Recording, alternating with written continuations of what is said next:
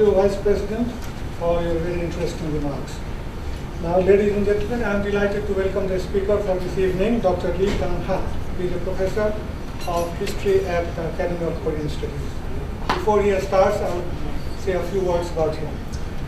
Dr. Lee studied Korean history at Seoul National University for his undergraduate and postgraduate courses, and he received his PhD on the topic Trade between Korea and Mongol Empire. He worked as a research professor for a few years at Inha University, and in 2010 he joined the Academy of Korean Studies as an assistant professor of medieval history. He has many publications to his credit, which mostly deal with the relationship between Korea and Mongol, the Yuan dynasty in China. As the Vice President right now pointed out, Korea is a very important period in Korean history, because it's during this period that people in the West came to know about this country, and that's why the name Korea is derived from Korea. And it's also during this period that 80,000 woodblock of Buddhist texts were carved. It was multicultural, multi-ethnic society. And Professor Kang Hahn is going to talk about the importance of trade, how trade opened the horizon of Korea, and people in the Arab world, in the West, traded with Korea and came to understand the significance of this beautiful country. So without much ado, now I welcome Professor Kang Hahn to present his lecture.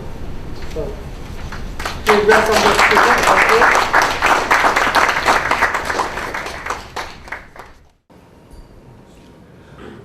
Good evening. My name is Kang Hahn, as introduced, and I'm serving as an assistant professor at the Academy of Korean Studies.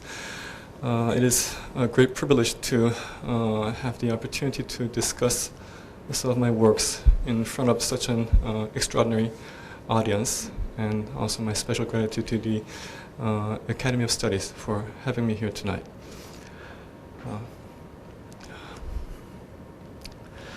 As mentioned before, the time period I want to discuss today is the Goryeo Dynasty period, which occupied 500 years in the history of Korea, from the 10th century to the 14th century. The Goryeo period, compared to other time periods in the history of Korea, was probably might have been the most opened period, open one to the outer world, from the Chinese Song Dynasty to the Khitan Liao Dynasty, and from the Joseon Qin Dynasty to the Mongol Yuan Dynasty. Korea had to deal with all kinds of foreigners, which the Korean people never had encountered before. And in fact, the openness of this era is a rather well-known fact to the scholars and also to the general public. But there are some misunderstandings of the era, as we can see on the screen. People have recognized the fact that the Chinese merchants, nicknamed as the Song merchants, continued to visit Goryeo in the 11th and 12th centuries. But they also have usually regarded the Korean public as the mere receiving end and nothing else. And also, the people have also usually understood the fact that the Goryeo and the Mongol people also had a long-standing relationship with each other in the 13th and 14th centuries. But they have also regarded that relationship as have been imposed upon the Korean people against their own wishes, and left the Korean population in agony for over 1 or 2 centuries. So making corrections to these some certain misconceptions is a task that is long overdue.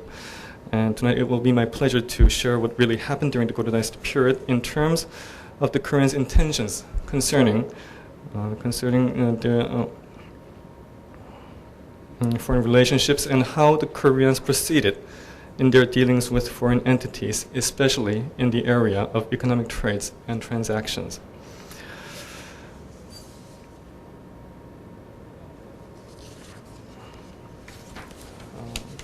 In the early days of their interaction with each other, the relationship between the Goryeo Dynasty and the Chinese Song Dynasty was quite amicable. Goryeo was founded in the year 918, and so in the early 10th century, and so was Song, which was founded in 960.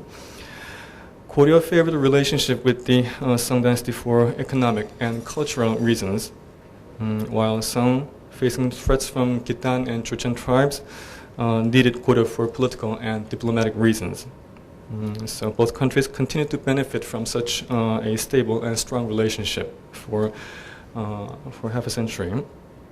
Yet in the second half of the 10th century, the Khitan Lao dynasty began to push Song out of its former status as the lord of the Chinese continent and forced Goryeo to sever all its diplomatic ties with Song and then form new ones with Lao dynasty. Goryeo had no choice but to agree, and that decision pretty much angered Song, needless to say, and the Goryeo-Song relationship, as a result, significantly deteriorated, and official exchanges were halted for nearly half a century. Then, quite interestingly, the visits from the Song merchants began and continued to increase every year. And the Korean historians have tried to figure out what enabled those visits from the Song merchants when actually the official relationship between Goryeo and Song was not that good at all.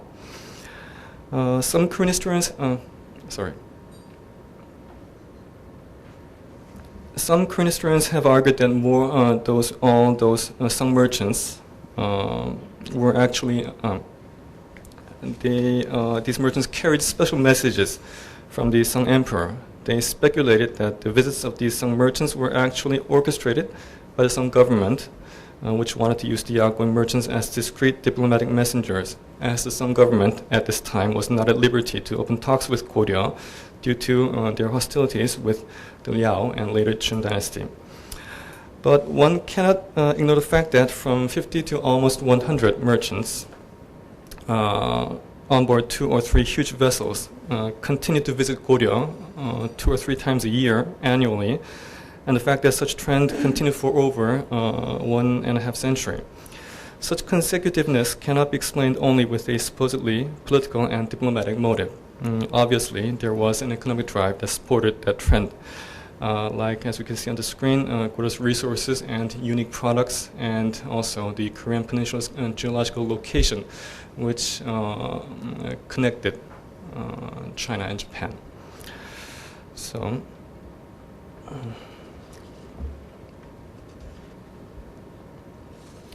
according to the Goryeo people's own voices, in the 11th century, more and more Chinese merchants were coming to Goryeo every day with precious cargoes and important goods on board. So we can see that the number of Song merchants who were visiting Korea at the time was so large that the Goryeo-Song relationship did not open any official channel to be open additionally. In fact, the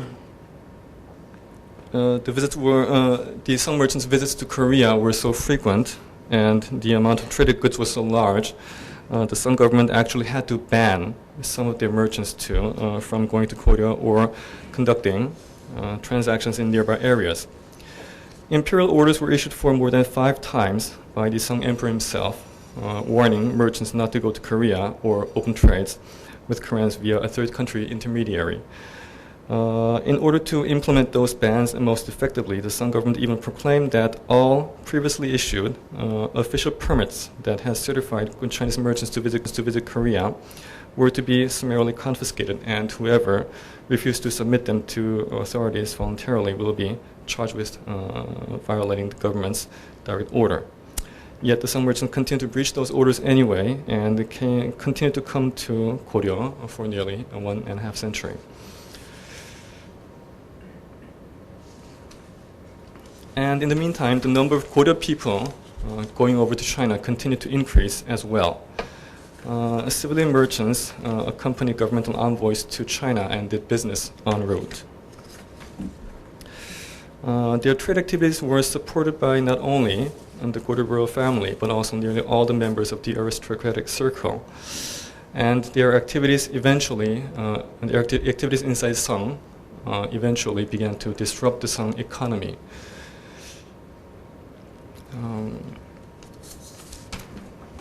Their activities were so relentless that a renowned Song poet and governmental official, So Tong-po, I'm not sure my pronunciation is correct, but in Korea he is known as So Dong-pa. He accused the Goryeo people to be only interested in making money and disrupting the stability of the regions they visited.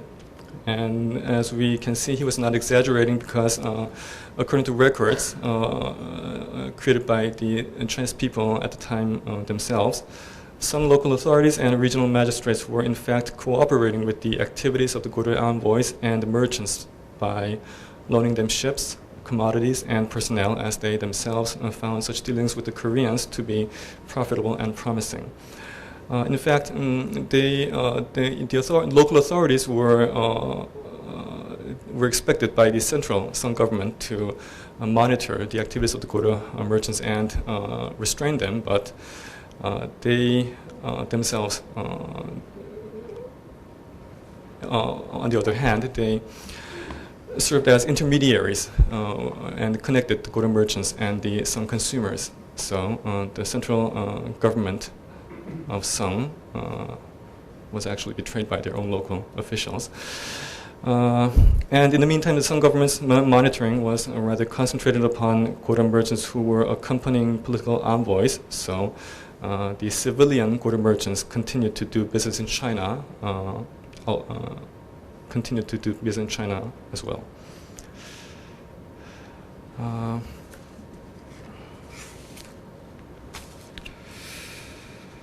Then coming into the 12th century, the mid-12th century to be exact, the situation between Korea and China started to change once again. The frequency in Song merchants' visits to Korea began to diminish dramatically, and it seems like rather global change in progress was behind that change and drop in the number of the visiting Song merchants.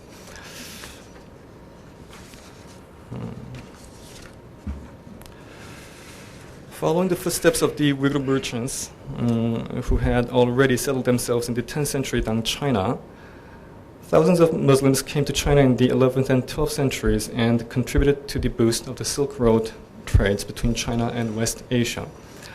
Muslims who came on foot established themselves in the Chinese economy through loan sharking and other activities, while Muslims who came to China on sea introduced many valuable West Asian items to the Chinese market.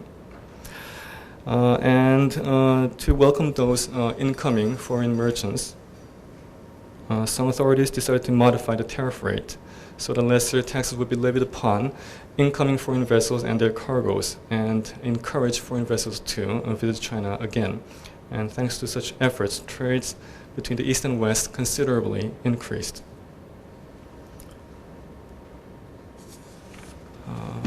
As a result, China's import of commercial items and products, invaluable ones for that matter, from the exotic regions of West Asia dramatically increased. But such imports also resulted in huge amounts of Chinese resources rapidly exiting China and into the hands of the West Asian market.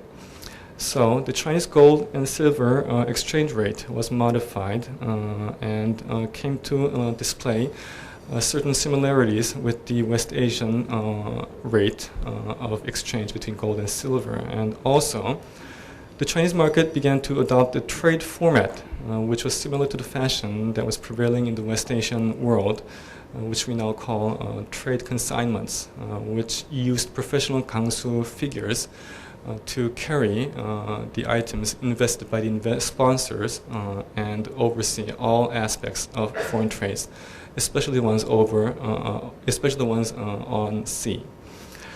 So we can say that Chinese traders, and especially the ones on sea, were evolving with the influence they had been receiving from the Muslim world. And actually, this meant that the relationship between the Chinese market and also the West Asian market was being increasingly close and important. In these circumstances, as I've just mentioned, the trade relationship with the West became more and more important to the Chinese merchants, and the other trade factions in the region, like Goryeo, for example, found themselves in a very disadvantageous situation and also in fierce competition with the mighty West traders. So we can say that Goryeo's appeal to some merchants considerably diminished, and their visits to Goryeo, not coincidentally, started to decrease in the mid-12th century. Decreased visits from the Song merchants had a direct impact upon the Goryeo population, which was enjoying such a centuries-old relationship, because the members of the general public who were not able to afford loaning boats and going over to China and having a transaction with the Chinese people were able to enjoy trade transactions with the Song merchants because they came to Korea, to the Korean people. But with the decrease in the number of their visits, it became no longer possible for the Goryeo population, and that started to immediately reflect on their general level of living. And the situation was worsened when the dynasty was attacked by the nomadic Mongol troops.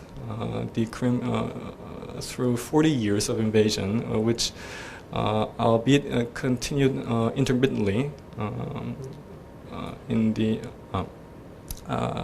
Korean Peninsula was, we can be sure that was devastated, and the subsequent extraction from the Yuan imperial government delayed Goryeo's overall recovery.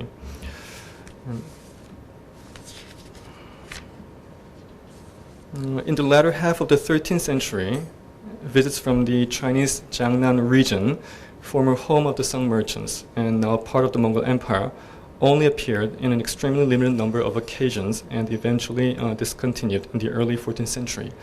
And it stayed that way for at least 60 years.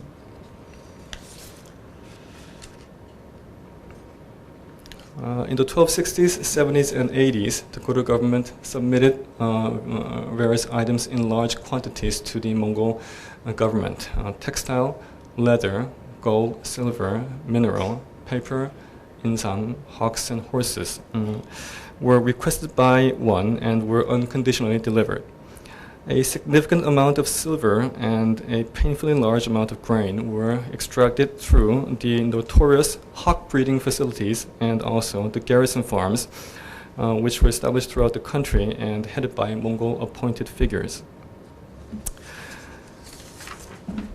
Yet, at the end of the 13th century, when the Mongol One dynasty finally was able to secure total control of the Chinese Jiangnan region and all of its resources, and then further needs of extracting resources from Goryeo gradually reduced, and economic situation of the Goryeo people began to get better, albeit very slowly.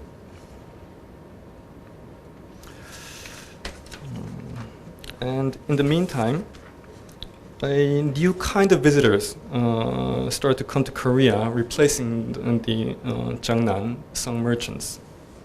In the 13th and 14th centuries, the so-called Ortok traders played the most instrumental role in exploding the on-land as well as maritime Silk Road activities. These Muslim merchants from Central Asia received silver and expensive goods from high-ranking members of the One court, then invested them in their trades with West Asian regions and repaid their One sponsors with added interests upon their return. This particular form of trade was extremely risky and expensive, and therefore was highly profitable. At the time, we can say for sure that Goryeo was not in a condition to engage in such sort of trades. Yet, interestingly and oddly enough, these Ortok traders decided to come to Korea anyway for a variety of reasons.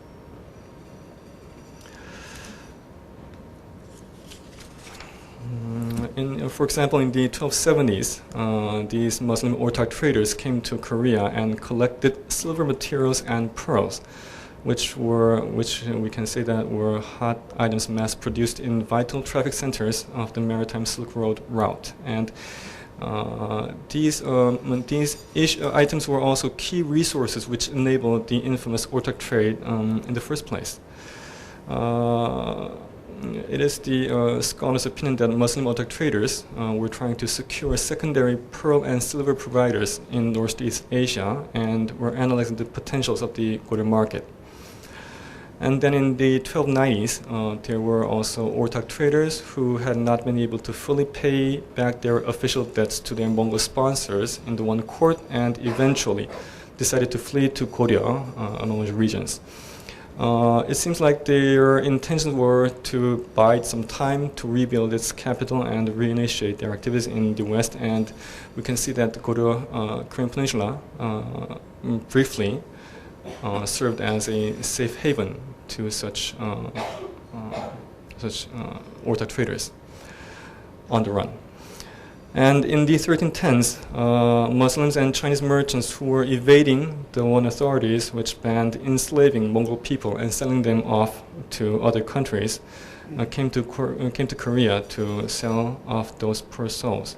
The Korean Peninsula was unintentionally recruited as a middle market for slaves who were ultimately headed for West Asia, the region which was witnessing a mass traffic of slave trades required by the slavery Mamluk dynasties and also the Mongol Khanates, which were established there.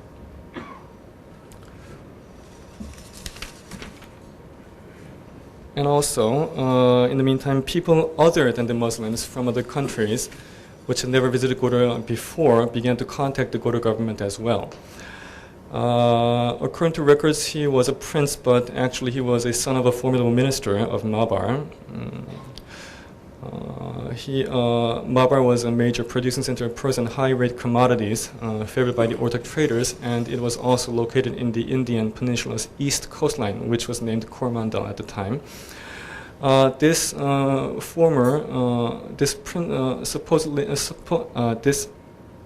prince sent an emissary to Goryeo King Chungseonang in 1298, and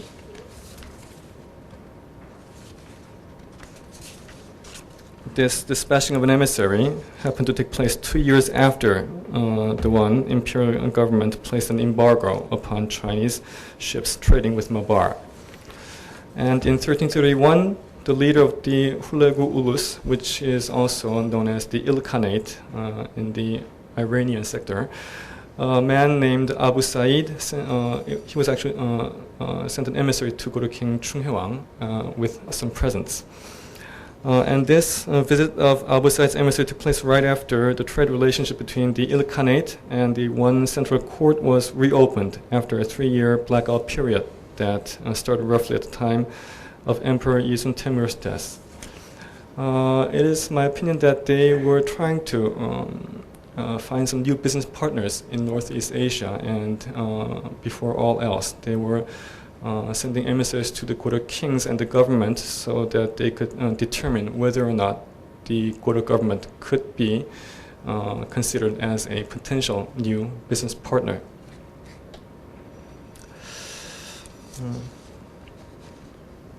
All these visits from the outside urged the Korean people to embark upon their own trade projects with China, Mongol, and the rest of the world. Such trade projects with the rest of the world had been halted for nearly half a century due to the Mongol invasion in the 13th century. So the Goryeo government was eager to reinitiate their policy of foreign trades. And at the end of the 13th century, the Goryeo government began to actively engage itself in foreign trades. In the 1270s, King Chungnyeol Wang tried to recruit Muslim traders whom he intended to provide with direct control of the hawk breeding facilities inside Goryeo to have all the silver reserves accumulated in those facilities invested into Silk Road trades in the name of the Goryeo king. And in the 1290s, after having been monitoring a substantial drop in the official tariff rates levied by the One Harbors in the Jeongneung region, Chungnyeol also started to send commercial ships to One shores. At the time, the One Harbor Control at Ningbo tried to impose a 1/3 secondary tax rate upon the Goryeo cargo as they had in the past, but discussions led to a resolution which allowed the Goryeo merchants to pay only 1/30th as newly promulgated by the One government.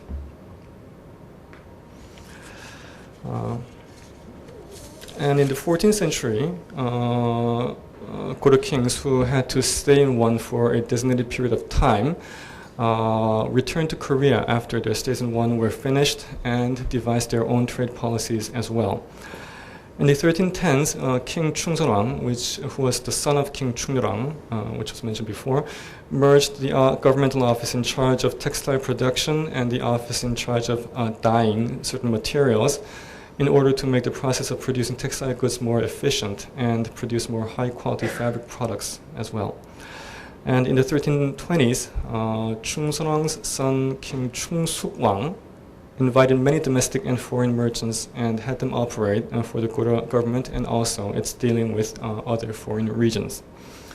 And in the 1340s, King Chunghaewang, who was the grandson of King Chungseonwang, established a major manufacturing facility in Goryeo to produce textile goods. He then invested them to the Muslim merchants visiting Korea and collected a huge amount of interests and profits. And meanwhile, Goryeo civilians continued to go over to the Mongol One Dynasty Empire as well.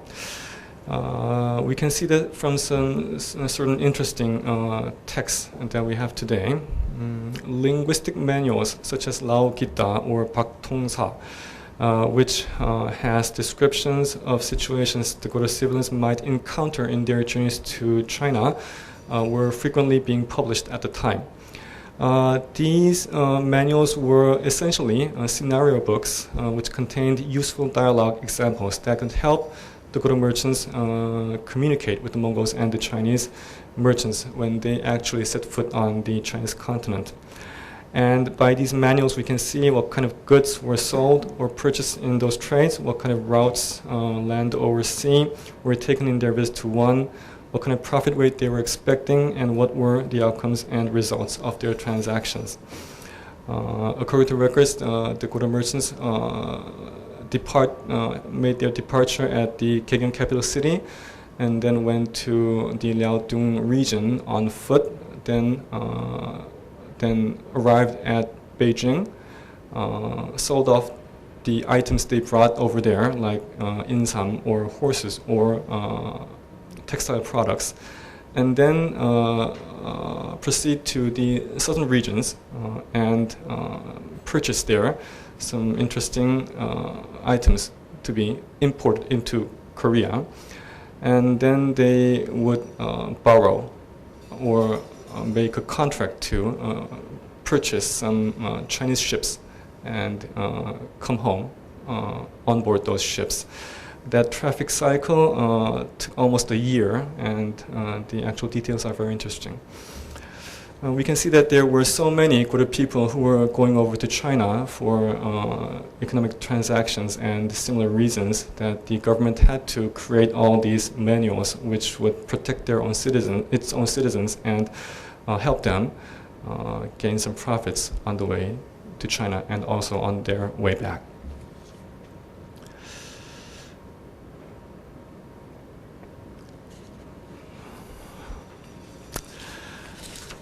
The history of the Goryeo traders and the history of the Korean people's exchanges with all the incoming foreign merchants actually show us what kind of new environments the Goryeo people were encountering and what kind of impacts those stimuli would have had upon the Goryeo people's general lifestyles and their perspectives on the outer world.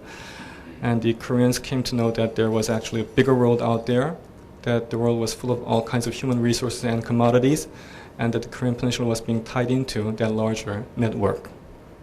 Such experiences would have ultimately encouraged the Goryeo people to reevaluate many of their previous preconceptions of the outside of Goryeo. They would have come to build a new eye to view things that were surrounding them, and those are the aspects of the Goryeo people's lives that we have to take notice, and they, in my opinion, are what makes this time period worth examining. Thank you very much.